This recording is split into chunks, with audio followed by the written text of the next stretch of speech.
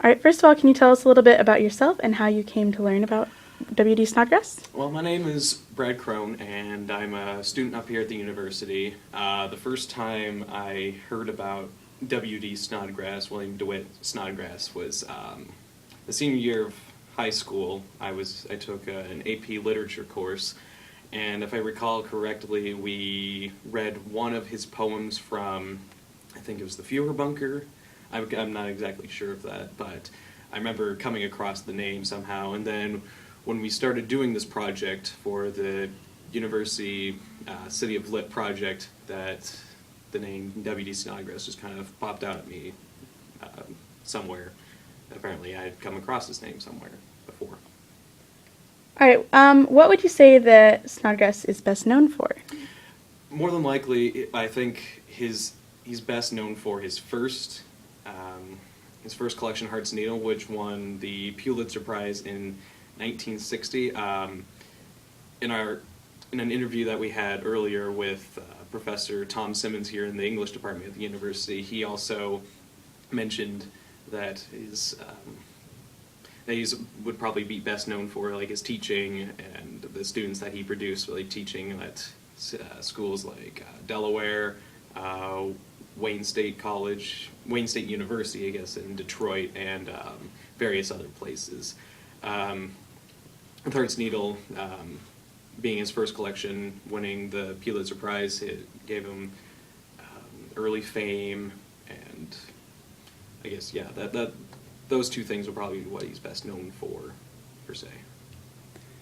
Would you say that his poetry is similar to any other author's work?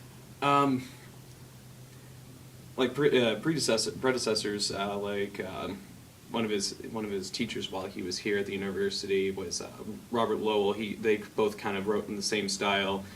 Snodgrass kind of worked off of him. Lowell kind of worked off of Snodgrass after he wrote Heart's Needle. And then I think some various students, one of them being Anne Sexton, he kind of took after his same style of like the autobiographical, very emotional, kind of using the ideas of things that happened in his life and putting them into poetry. So yeah, Robert Lowell and Sexton, those are probably two main poets that kind of have the same style as W.D. Snodgrass. Well, along with that, would you say that his poetry differs from a lot of other poetry, and how? Especially during the day, it did, because like a lot of other poets during his time were writing a lot of naturistic kind of style, not trying to put themselves into the poetry. It was like most of the other poetry I'd read was like Robert Frost, which is quite a bit before his time. There was a lot of nature involved, not necessarily people, personal issues, particularly to Robert Frost's life. But with Snodgrass, in coming out with Heart's Needle, he used a lot of things that happened prior to writing that in his life, which was very different from all the other poets of the day. Well, while you were researching, did you notice any influences in his personal life that you noticed affected his work? Yes, definitely in the title poem in Heart's Needle, which is the 10-poem cycle. It is focused around his following the divorce of his first wife, Lila, and his daughter, Cynthia, who he never really got to see very often following the divorce. So there was a lot of time in the early years of her life that he didn't get to spend with her. There'd be chance encounters, like he'd be able to go see her maybe once or twice every now and then. So I think that poem especially was an integral part to how he used his personal experiences in his work. Were there any experiences specific to Iowa City that were interesting about Snodgrass's life?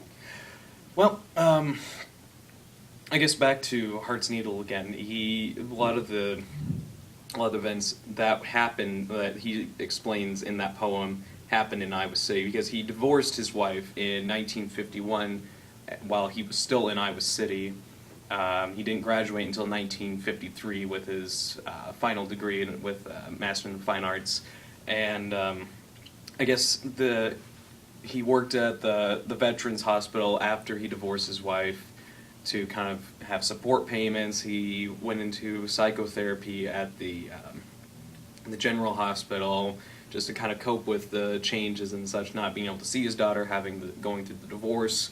I guess